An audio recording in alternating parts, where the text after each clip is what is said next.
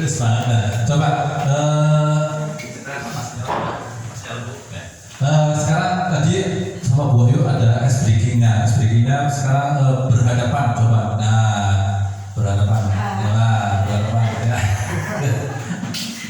ya berhadapan.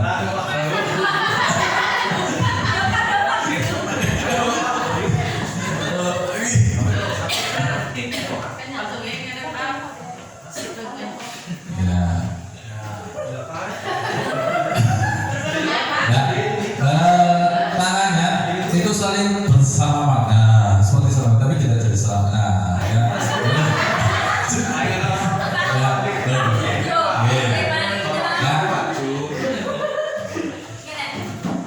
Mungkin saya boleh maksud ini maksud. Ya, ini maksud.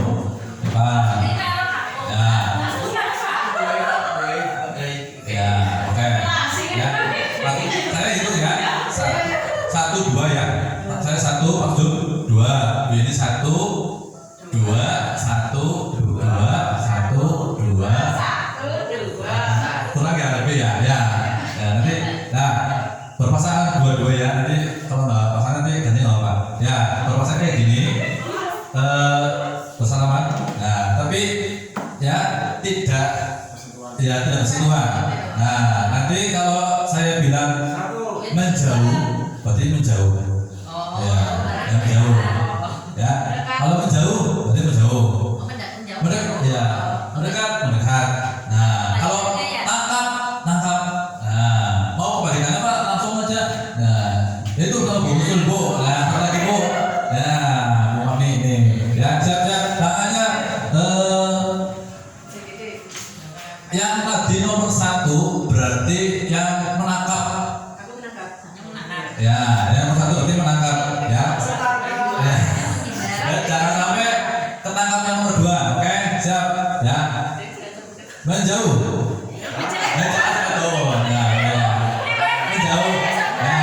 Kalau menjauh kayak gini mundur. Nah. Dua-duanya menjauh. Ya, menjauh. Mendekat.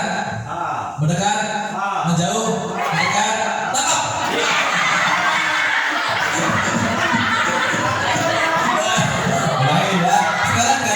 Gantiannya nomor 2 yang menangkap.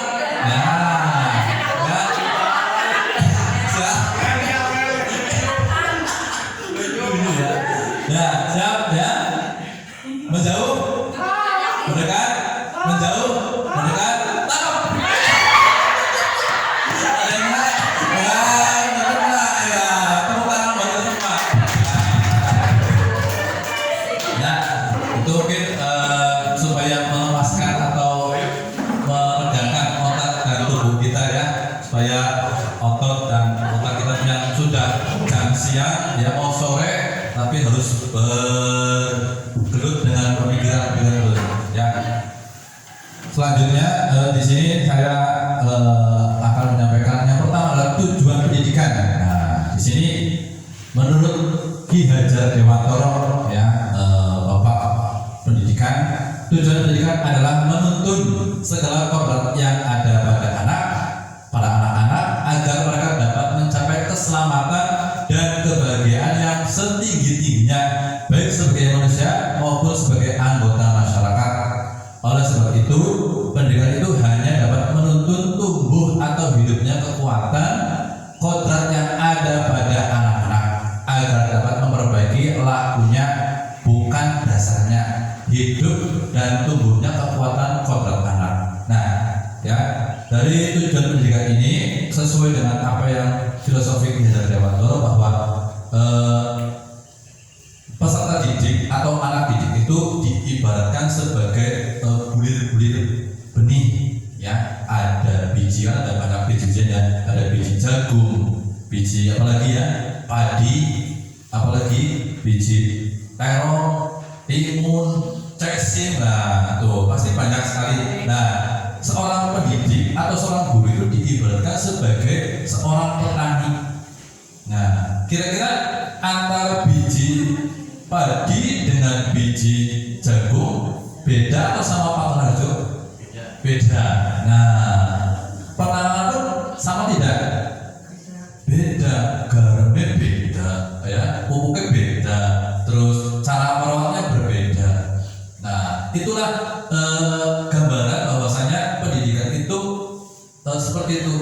kita sebagai seorang pendidik itu sebagai seorang petani yang perlu memberikan nutrisi kepada bulir-bulir benih-benih tersebut supaya tumbuh berkembang. Yang benihnya padi menjadi padi yang kuning, panen, lalu jagung tumbuh jadi pohon jagung, berbuah jagung. Ya. Lalu apa? Pendidikan juga mengantarkan kepada anak untuk sebagai kodrat anak menjadi kodrat alam dan kodrat zaman. Nah, jadi peserta didik itu pada dasarnya sudah mempunyai potensi masing-masing, potensi yang ada pada diri peserta didik tersebut. Nah, pendidik tidak bisa disamaratakan. Nah, sebagai seorang didik yang sebagai contohnya adalah seorang petani, tidak mungkin ya garamnya atau pupuknya untuk jagung sama dengan pupuk untuk padi, pasti berbeda. Atau pupuk untuk cacing dengan pupuk untuk cabai berbeda. Nah, kalau misalkan pupuknya padi, misalkan 1 kintal, nah untuk cabai harus 1 kilo. Kalau kita sama 1 kilo semua, pasti cabainya akan mati. Nah, itulah perumpamaan seperti itu. Nah, ternyata peserta didik itu mempunyai kodrat alam, punya potensi diri sendiri yang berbeda-beda. Lalu selanjutnya peserta didik juga pendidikan itu harus kodrat zaman. Nah, tidak mungkin pendidikan yang kita lakukan dulu ya kita samakan dengan sekarang. Nah, ya pasti perlu adanya perubahan. Nah, ya tidak mungkin menganut sistem yang lama. Nah, perlu ada perbaikan untuk kita melakukan evaluasi dan perbaikan. Ya, kita berimajinasi itu seperti pendidikan itu seperti antariksa. Nah, bumi itu mengelilingi matahari. Nah, planet-planet mengelilingi matahari. Coba kalau bayangkan ada planet Jupiter, planet Merkurius, Venus, bumi. Kalau mereka itu tidak berputar, atau tidak berputar pada porosnya atau berhenti, ya pasti mereka akan bertabrakan. Nah, itulah mengapa perlunya pendidikan itu perlu berproses, perlu berputar sampai melakukan kodrat zaman, mengikuti. Jangan sampai kita ada zaman atau perubahan zaman yang lebih terbaru, tapi kita malah tertinggal. Nah, apalagi dengan siswa atau peserta didik kita, jangan sampai kita malah ketinggalan dengan murid kita. Nah, begitu. Apalagi sekarang murid itu lebih canggih-canggih, Pak Bu, ya lebih top, lebih canggih-canggih dengan perubahan zaman sekarang. Lanjut Pak Sugeng. Ya. Budaya positif di sekolah yaitu nilai dan kebiasaan di sekolah ya, yang berpihak pada murid agar mereka dapat berkembang menjadi pribadi yang kritis, penuh hormat dan bertanggung jawab sesuai dengan profil belajar Pancasila. Nah, jadi itu adalah budaya positif. Ya, mungkin ada yang mau bertanya Pak? Ya, lanjut Pak Sugeng. Konsep utama budaya positif, yang pertama adalah perubahan paradigma belajar. Perubahan paradigma belajar di sini berarti tadi seperti yang sampaikan bahwasanya antara benih padi dengan benih jagung itu penanganannya berbeda, maka tidak disamakan ya ketika mengajar anak yang mempunyai karakter dia itu audio mendengarkan dengan anak yang visual melihat itu tidak sama ya, tidak boleh menyampaikan materi itu secara sama-sama ya, perlu dibedakan ya. Oh ternyata ini anak itu lebih cenderung kepada aktif dalam kegiatan. Nah dia itu walaupun pendiam tapi dia itu memperhatikan ya, atau audio ya. Terus ada anak yang perlu melihat ya wujudnya nyata. Misalkan ya kita ingin melihat ceritakan tentang Mekah atau Ka'bah, kan tidak mungkin anak membayangkan apa ya, anak asing Ka'bah sih kayak apa, Mekah kayak seperti apa ya. Tidak harus kita membawa Ka'bah dari Mekah ke sini. Nah, kita perlu apa? Dengan bisa menggunakan layar seperti ini, nonton kondisi di Mekah seperti apa, Ka'bah seperti apa, atau menggunakan media misalkan gambar, oh ini di Mekah itu ada Ka'bahnya, hewannya itu hewan onta, nah itu gurun pasir seperti itu. Terus yang kedua, disiplin positif kebutuhan. Nah itu berarti apa yang ada pada kita harus, kebutuhan kita harus terlaksanakan. Lalu yang ketiga itu dasar manusia, dan yang keempat motivasi perilaku manusia, dan yang kelima adalah restitusi posisi kontrol guru, dan yang keenam keyakinan kelas, yang ketujuh segitiga restitusi. Lanjut Pak Sugi. Yang pertama adalah perubahan paradigma belajar. Ya, dalam membangun budaya positif, sekolah dapat menyediakan lingkungan yang positif, nah, berupa lingkungan yang aman, nyaman, agar siswa mampu berpikir, bertindak, dan mencipta dengan mereka merdeka, mandiri, dan bertanggung jawab. Nah, jadi dalam pendidikan itu sekolah harus menciptakan tempat yang aman. Nah, yang seperti apa sih yang aman, yang nyaman, agar siswa itu mampu berpikir dan bertindak dan menciptakan merdeka, mandiri, dan bertanggung jawab.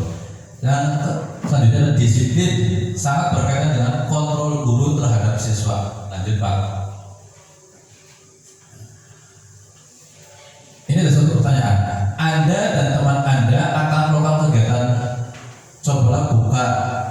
Anda adalah A. Tugas Anda adalah mengepalkan salah satu tangan Anda. Coba Anda bayangkan bahwa Anda menyimpan sesuatu yang sangat berharga di dalam kepalan tangan Anda. Anda perlu menjaga benda tersebut sekuat tenaga Anda karena begitu pentingnya untuk kehidupan Anda.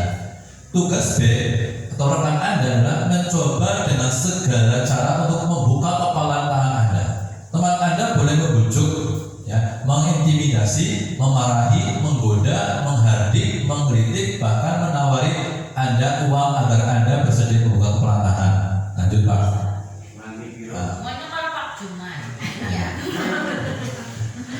Perubahan paradigma belajar. Nah, perubahan paradigma belajar, teori kontrol, ilusi kontrol, Dr. William Glasser. Ilusi guru mengontrol murid. Ilusi bahwa semua penguatan positif efektif dan bermanfaat. Ilusi bahwa kritik dan membuat orang merasa bersalah dapat menguatkan karakter. Ilusi bahwa orang dewasa memiliki hak untuk memaksa.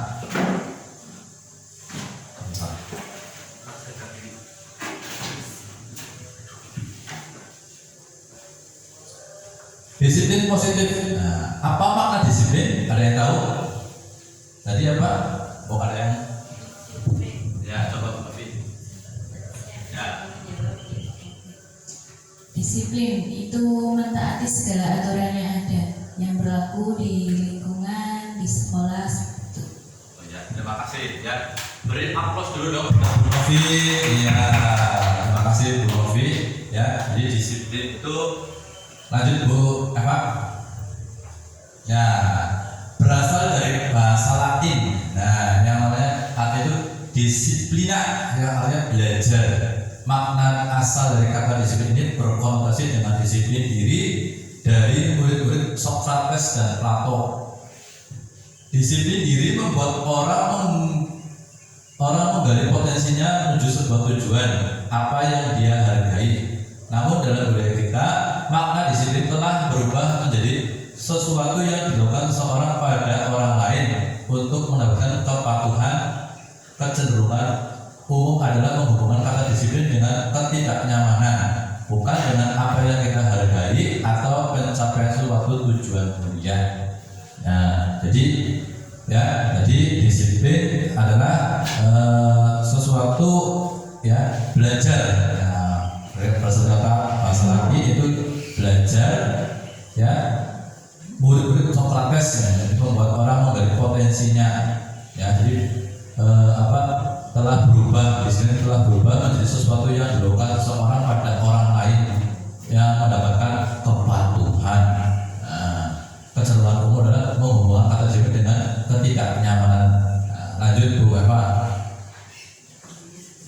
Di sini adalah kemampuan memerintah diri sendiri dalam mengontrol dan menguasai, mengontrol dan menguasai diri untuk memilih tindakan yang mengacu pada nilai-nilai yang kita hargai dengan penuh tanggung jawab tanpa terperintah orang lain. Berarti disiplin itu mengontrol dan menguasai diri kita sendiri untuk tindakan yang mengacu pada nilai yang kita hargai dengan penuh tanggung jawab tanpa diperintah. Berarti menjadi suatu naluri yang muncul langsung menjadi suatu kebiasaan. Orang kudu di praktis jalan direct. Karena sudah kesadaran diri begitu. Itu makna disiplin. Ya, nilai yang kita hargai adalah nilai kebajikan, atau nilai sifat positif yang positif manusia yang merupakan tujuan mulia yang ingin dicapai setiap individu, yaitu nilai-nilai dalam profil belajar Pancasila.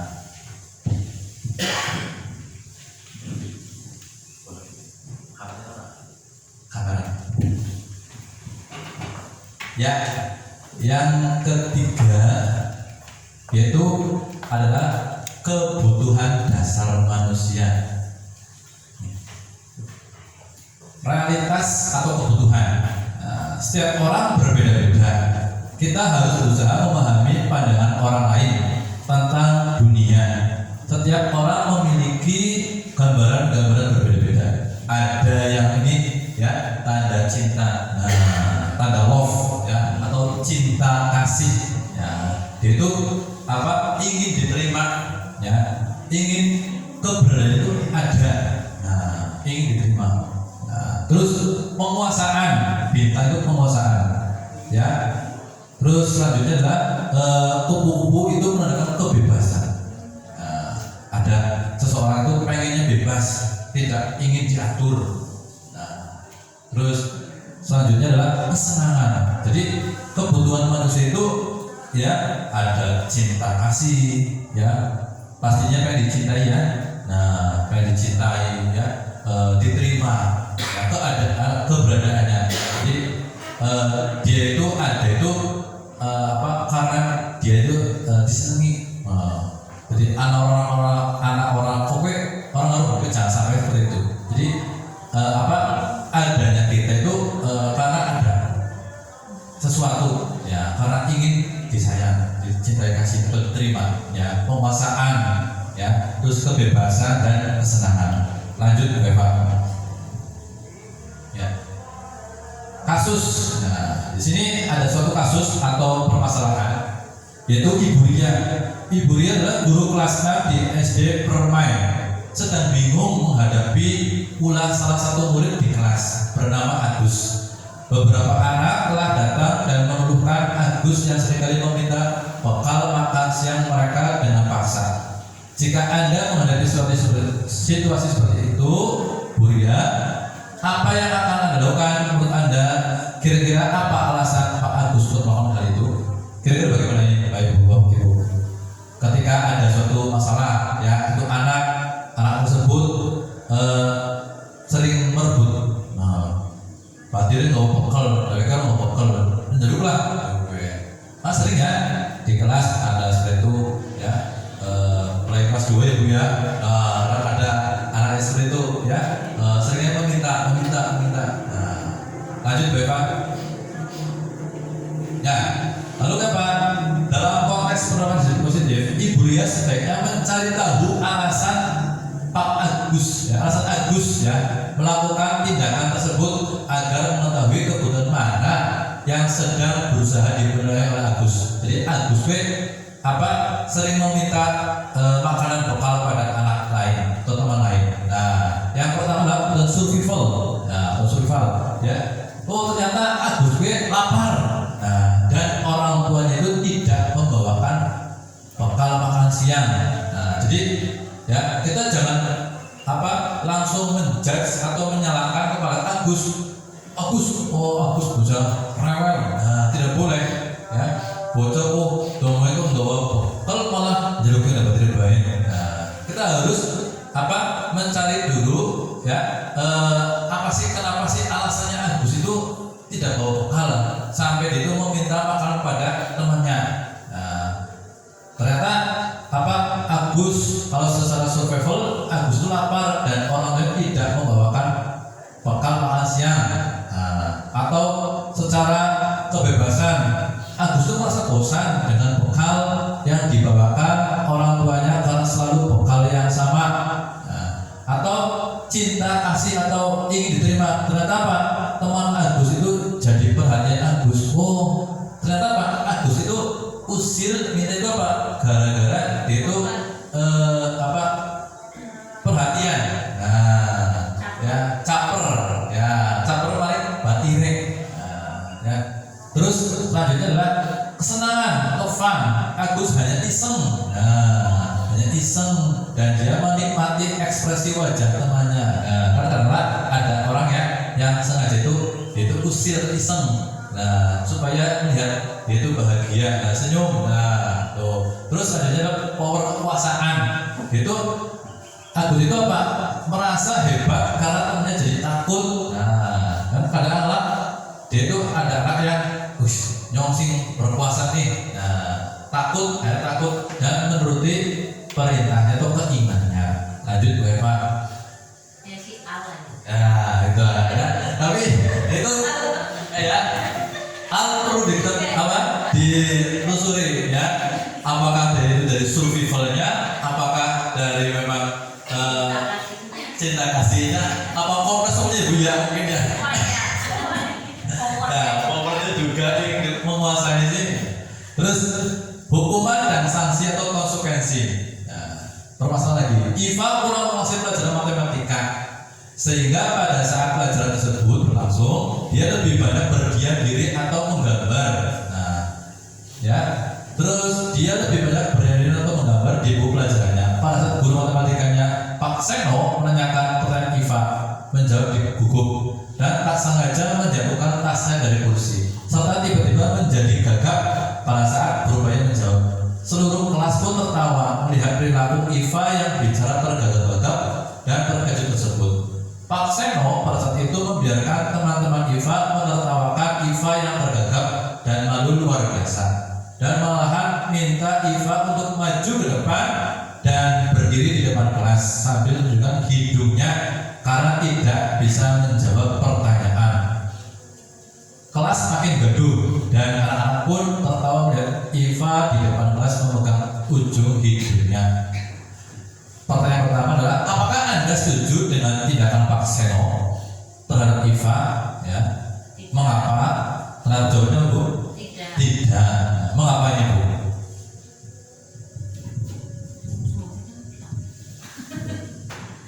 Untuk jawaban yang pertama, mengapa Anda setuju dengan tindakan Pak Seno terhadap Iva? Mengapa? Saya secara pribadi maupun secara kedinasan tentunya tidak setuju dengan perbuatan Pak Seno karena secara tidak langsung Pak Seno itu mempermalukan Iva, begitu. Mempermalukan Iva ketika menjawab pertanyaan.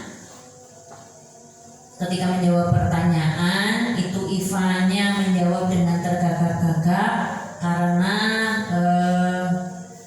dia lagi tidak konsen di dalam pelajarannya Pak Seno, gitu ya, di pelajaran matematikanya. Jadi intinya saya tidak setuju dengan perbuatan Pak Seno yang memperlakukan Iva itu membuat Iva itu malu di depan teman-temannya, seperti itu Pak Menteri. Terima kasih tepuk tangan buat ini. Ya, jadi yang dilakukan Pak Seno itu ya tidak tepat ya, karena mempermalukan Iva seperti itu di depan teman-temannya. Jadi ketika ada anak mengalami di pelajaran kotornya tadi itu malah menggambar ya, mungkin perlu kita pahami sih gaya belajarnya dia. Terus yang kedua itu, menurut Anda tindakan paksa terhadap IVA adalah sebuah hukuman atau konsekuensi? Betul salah? Itu milih ya, hukuman atau Konsekuensi ya. Hukuman, kalau menurut saya Hukuman ya. Mengapa itu Bu? Karena tidak ada apa ya, tawar menawar atau bahasanya apa sih ya? Kalau misalnya contoh, kalau konsekuensi kan misalnya IVA tidak bisa menjawab atau mengerjakan matematika. Kalau tidak bisa mengerjakan atau menjawab pertanyaan dari Pak Seno, konsekuensinya bagaimana misalnya? Apakah IVA nanti akan membersihkan kelas secara sendiri semuanya, atau mungkin IVA akan menulis kalimat saya minta maaf kepada Pak Seno sebanyak 5 kalimat, itu konsekuensi. Tapi kalau yang dilakukan Pak Seno menurut saya itu bukan sebuah konsekuensi tapi sebuah hukuman. Jadi Pak Seno itu langsung mengejas bahwa IVA itu salah. Iya betul Kamu ini ya, jadi Dikasih A. oh iya, dikasih A, dikasih B, dikasih O, dikasih B. Wow, keren. Wow, keren. Wow, keren. Mantap sekali. Ya. Mantap sekali Bu Yeni ya. Lanjut aja Pak Sugeng ya. Jadi ada hukuman dan sanksi atau konsekuensi ya, sangat menarik sekali ya. Lanjut Pak Sugeng. Nah kita bedah lagi apa itu hukuman, konsekuensi dan restitusi ya. Jadi adalah hukuman sesuatu yang menyakitkan harus terjadi, sedangkan konsekuensi adalah sesuatu yang harus terjadi. Restitusi adalah merupakan pilihan. Nah jadi ada pilihannya. Lalu apa? Selanjutnya ada tindakan nyaman untuk murid atau anak untuk jangka panjang atau waktu panjang ya. Tidak nyaman untuk murid atau anak jangka waktu pendek. Nah, kalau sekarang restitusi adalah menguatkan untuk murid atau anak dalam jangka waktu panjang. Selanjutnya adalah perilaku agresif meningkat. Nah, ketika diberi hukuman itu malah perilaku agresif meningkat. Nah, konsekuensi penguatan hanya bertahan dalam jangka waktu pendek. Nah, sedangkan kita kalau menghadapi masalah itu dengan restitusi, itu adalah masalah terpecahkan. Jadi kalau kita memberi ada anak yang ya nakal atau di luar kontrol kita, lalu kita memberi hukuman, nah, kamu harus membersihkan kamar mandi, nah, kamu tidak boleh main bola, nah seperti itu, maka apa? Justru kalau diberi hukuman akan agresif. Nah mereka akan tambah meningkat ya, malah domo itu bocah domo itu ajak baik. Nah malah seperti itu ya. Lalu apa? Ya, berbeda dengan restitusi. Nah, kita tanyakan dulu ya, restitusi tanyakan pada anaknya ya, mengapa kamu melakukan seperti itu ya, terus apa yang kamu lakukan, nah apa sudah betul. Nah kira-kira dengan kita mencari permasalahan dari anak tersebut, alasannya mengapa, terus menyadarkan dia, maka dengan cara restitusi itu masalah akan terpecahkan. Nah itu adalah dampak positif dari kegiatan restitusi dibanding dengan kegiatan hukuman atau konsekuensi yang sering kita lakukan ya. Jadi kita misalkan sering melakukan menyalahkan pada anak itu, langsung memberikan hukuman. Nah, misalkan kayak berlakunya hanya pada sebuah institusi, tidak berkelanjutan pada kehidupan nyata. Nah, murid anak membenci peraturan, misalkan tata tertib sekolah. Nah, anak harus memakai topi atribut lengkap ketika belajar, ketika upacara. Nah, tapi kalau kita secara restitusi kita memberikan pemahaman kepada anak ya, bahwa pentingnya menggunakan atribut lengkap ketika upacara, pakai topi, pakai dasi adalah nanti konsekuensi seperti ini. Terus hal positifnya seperti ini, insya Allah anak akan lebih menghormati dirinya dan orang lain. Jadi tidak ada kepaksaan. Lanjut langsung ini. Nah, semua perilaku memiliki tujuan. Teori motivasi perilaku manusia itu yang pertama adalah untuk menghindari ketidaknyamanan atau hukuman apa yang akan terjadi apabila saya tidak melakukannya. Nah, itulah motivasi eksternal. Yang kedua, untuk mendapatkan imbalan dari orang lain atau institusi apa yang akan saya dapatkan apabila saya melakukannya. Itu motivasi eksternal. Yang ketiga, untuk menghargai diri sendiri. Saya akan menjadi orang yang seperti apa yang apabila saya melakukannya. Itulah motivasi internal atau tujuan disiplin positif. Jadi motivasi itu ada tiga: motivasi eksternal, motivasi eksternal, terus motivasi internal. Nah, terus lanjut langsung ya. Mari kita berlatih hukuman atau konsekuensi. Ya, sudah jawabannya ya. Lari mengelilingi lapangan basket. Nah, 2 kali karena terlambat hadir di sekolah. Itu masuk hukuman apa? Ya. Nah, membersihkan coretan yang dibuat di meja tulis. Konsekuensi. Ya. Terus murid diminta untuk push up. Bagus sekali. Ya, hukuman maksudnya. Ya. Menggantikan kertas tugas teman yang dicoret-coret. Konsekuensi. Nah, berjemur di lapangan. Hukuman. Nah, murid diminta bertelanjang kaki sepanjang hari. Nah, kosong copot. Hukuman. Ya. Berdiri di depan sambil mengangkat kaki satu. Nah, termasuk hukuman. Itu adalah contoh berupa konsekuensi dan hukuman. Lanjut langsung next. Nah, restitusi atau proses kontrol guru yaitu sebagai penghukum, pembuat merasa bersalah, teman, pemantau atau manajer. Kira-kira Bapak Ibu semuanya itu kita sudah sampai mana? Ya, ketika ada menghadapi anak yang bermasalah itu